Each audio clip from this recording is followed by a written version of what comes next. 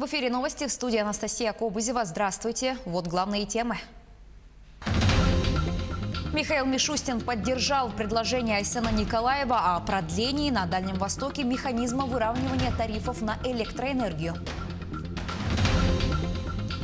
Документ, который направлен на повышение качества жизни якутян. Стратегию развития арктической зоны Якутии утвердил глава региона Айсен Николаев.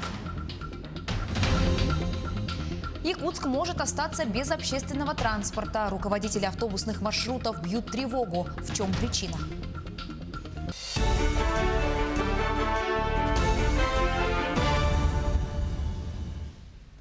Премьер-министр Михаил Мишустин поддержал предложение главы Якутии Айсена Николаева о продлении на Дальнем Востоке механизма выравнивания тарифов на электроэнергию. Оно прозвучало в ходе совещания по вопросам электроэнергетики и газификации Дальневосточного федерального округа.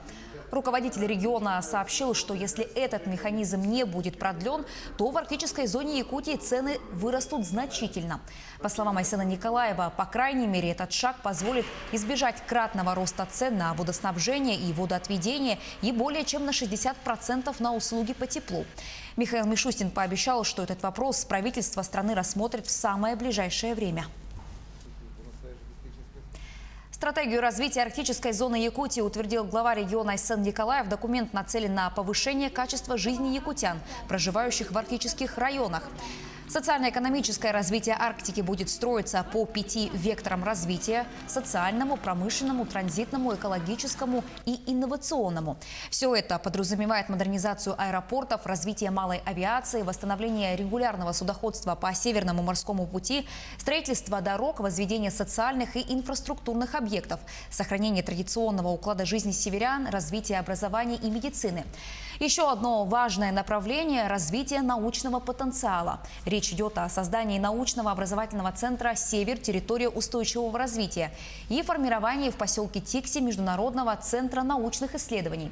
Над созданием стратегии работали ведущие федеральные и региональные научные эксперты, органы власти. Свои предложения также внесли общественники и жители арктических районов.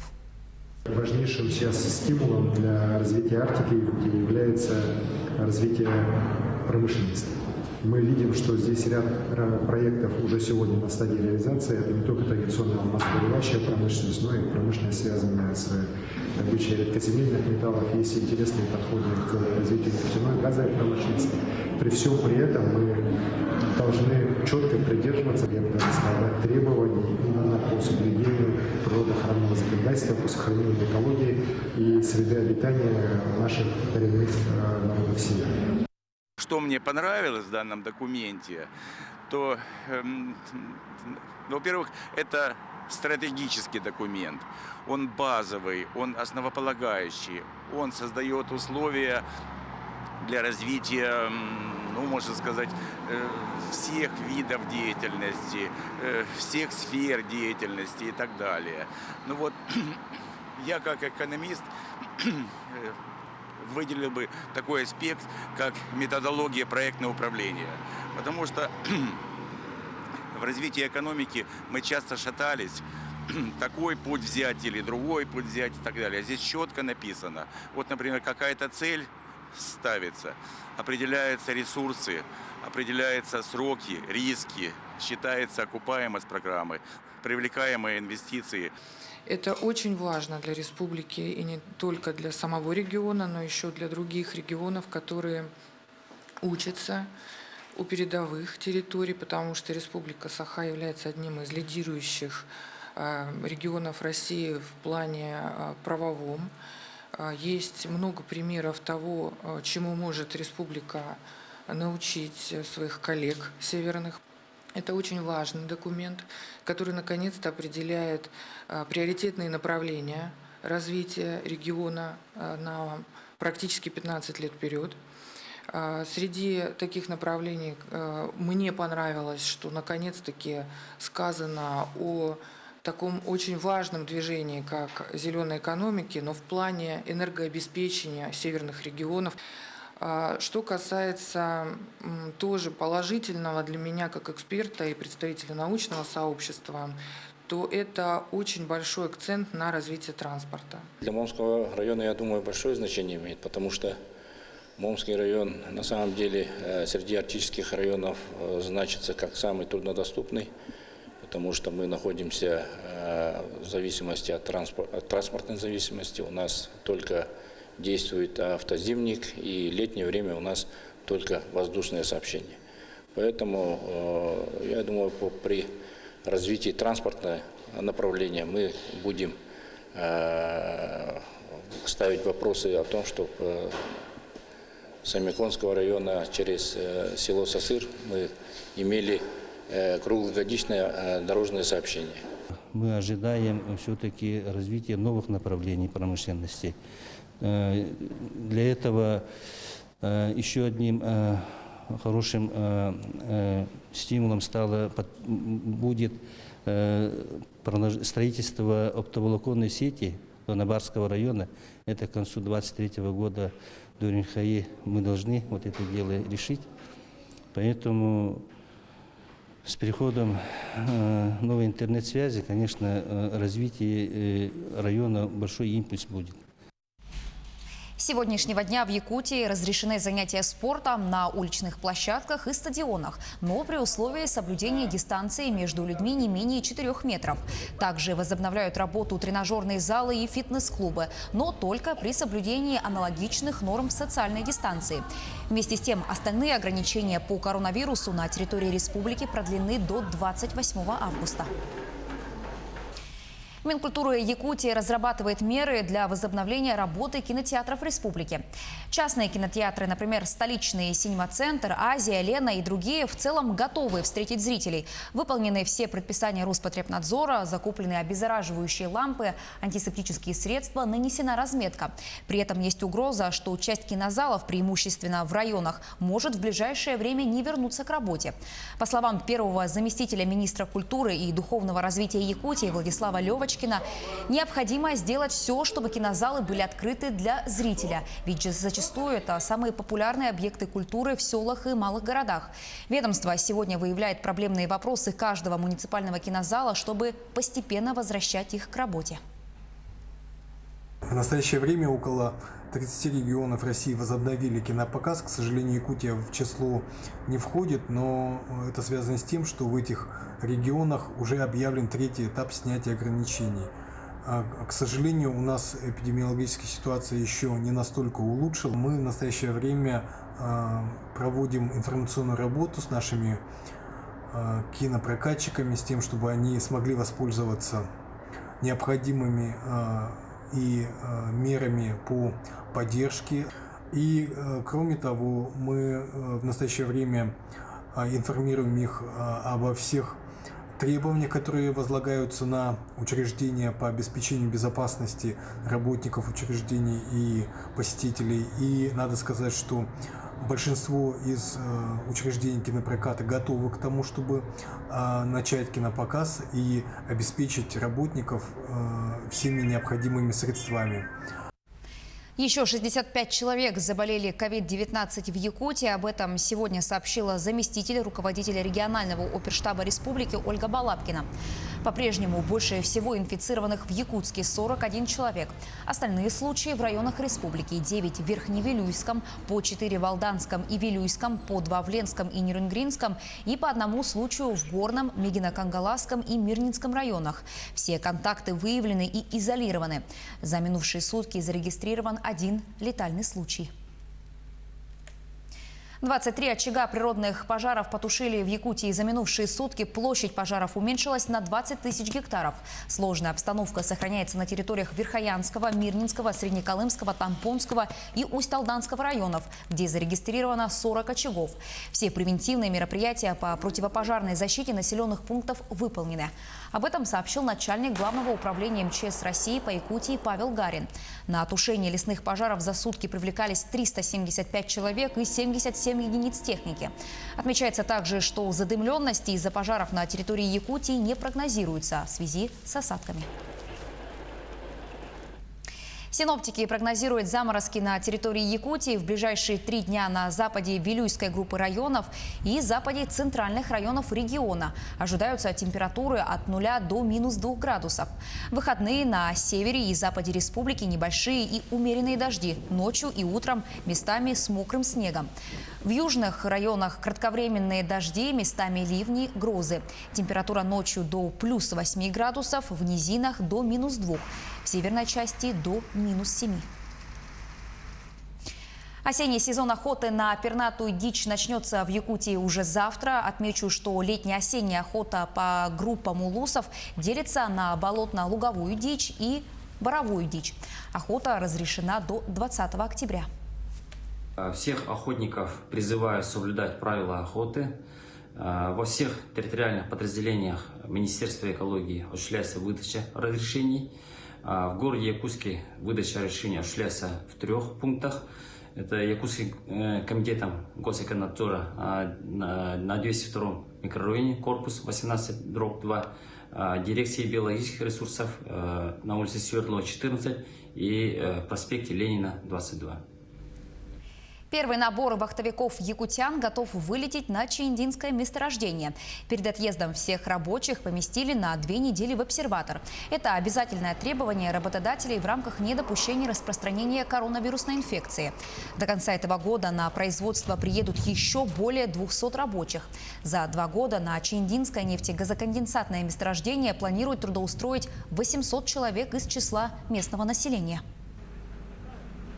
Так, в эти дни в обсерватор у нас заселены 62 гражданина.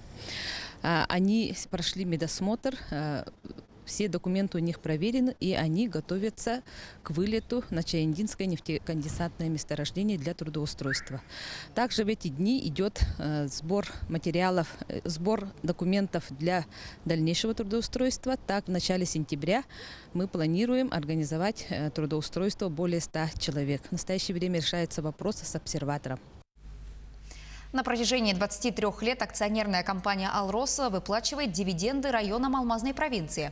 О сумме средств, поступивших в районные бюджеты в предыдущие годы, и о том, повлияла ли пандемия на алмазную промышленность и выплаты дивидендов, узнавала Марферина Алексеева. Акционерная компания «Алроса» начала выплачивать дивиденды районам Алмазной провинции в 1996 году. В состав так называемой Алмазной провинции входят 8 районов – Мирнинский, Ленский, Нерубинский, Сонтарский, Вилюйский и Верхневилюйский, Оленёкский и Анабарский улусы. Каждый район имеет по 1% от акций «Алроса». В 2010 году размер дивидендов для каждого района составлял 18 миллионов 300 тысяч рублей, а уже спустя 8 лет сумма увеличилась в 40 раз. Таким образом, в 2018-м каждый район получил по 740 миллионов рублей. Это было связано, конечно, с повышением и производственной, и финансовой эффективности. Повлияла ситуация, конъюнктура мирового рынка, много факторов. Но в целом то, что компания, если получает большие прибыли, это очень выгодно для наших районов. И, условно говоря, снижение затрат, увеличение доходной части, все это мы... все районы кровно заинтересованы в эффективной работе компании. Объем реализации сырья – это ключевой фактор, влияющий на прибыль компании. В прошлом году на мировом алмазном рынке понизился спрос на бриллиантовую продукцию. Поэтому объем продаж сырья оказался ниже добычи. В текущем году ситуацию усугубила пандемия коронавируса, а снижение прибыли – это сокращение дивидендов. Сегодня фактически весь мир озабочен масками, лекарственными средствами, вакцинами. И самые крупнейшие покупатели ювелирных изделий сегодня они стоят, и реализации там нет. Очень сложная ситуация у нас по 2020 году. По итогам 2020 года какая ситуация будет, мы сейчас сложно нам прогнозировать. К 2019 году это будет очень серьезное снижение, но дивиденды они получат. По 2020 году будет видно по итогам финансового года, по каким результатам компания выйдет. На что вкладывают средства от дивидендов, компания не прослеживает. Утверждением этих расходов занимается районный совет. Однако компания имеет отдельные договора о социально-экономическом развитии с Нерубинским и Оленёкским районами. В рамках этих договоров районы получают дополнительные средства. По Нюрбе мы выплачиваем в год 324,5 миллиона рублей. Оленевский район получает 100 миллионов рублей в год. И да, и там мы видим, куда они тратят, потому что это уже договорные отношения. И, соответственно, в соответствии с договором они дают нам информацию, куда они направили эти деньги. Благодаря сотрудничеству с «Алросом» в населенных пунктах Алмазной провинции ежегодно повышается качество жизни населения. Средства, поступающие от дивидендов компании, являются тем подспорьем, которое помогает районам развиваться в ускоренном темпе. Для «Алроса» Якутия является родной республикой, и компания заинтересована в ее развитии. После выхода из кризиса, как восстановится производство и рынок, «Алроса» продолжит свою работу во благо всех якутян. Марфирина Алексеева, Артем Алексеев, Мирный. Якутск может остаться без общественного транспорта. В июне в редакцию нашего телеканала обратились обеспокоенные руководители автобусных маршрутов. По их словам, страховые компании отказали водителям в продлении полиса ОСАГО. В ситуации разбиралась Саргалана Неустроева. Более месяца с момента выхода последнего сюжета наша съемочная группа следила за развитием событий. Тем не менее, долгое время страховые компании продолжали отказывать в продлении полиса ОСАГО водителям автобусов. Более того, теперь застраховаться не могут даже большегрузные авто. Эта проблема стала неделю назад. Хотел застраховать один из автомобилей, получить ОСАГО. Прошел техосмотр, как обычно. По результатам техосмотра приехал в страховую компанию. Страховая компания говорит, что не делают. Следующий страховой поехал, тоже не делают, отправляют в Росгосстрах. В Росгосстрахе говорят, что застраховаться можно только через месяц, то есть в конце сентября, даже почти 2 месяца. Сотрудники компании не дают никаких пояснений. Официальную причину отказа в страховании выяснить так и не удалось. Информация появляется только на уровне слухов. Якобы в скором времени ожидается повышение тарифов, а пока страховые компании просто тянут время и действуют в интересах собственной выгоды. Сейчас перевозчики столкнулись с тем, что им отказывают по причине того, что риски слишком большие. То есть пострадавшие непосредственно пассажиры, пострадавшие сами автотранспортные средства. Случаи с ДТП с пассажирами увеличились по общей статистике. Поэтому страховые компании мотивируют это как основание отказа.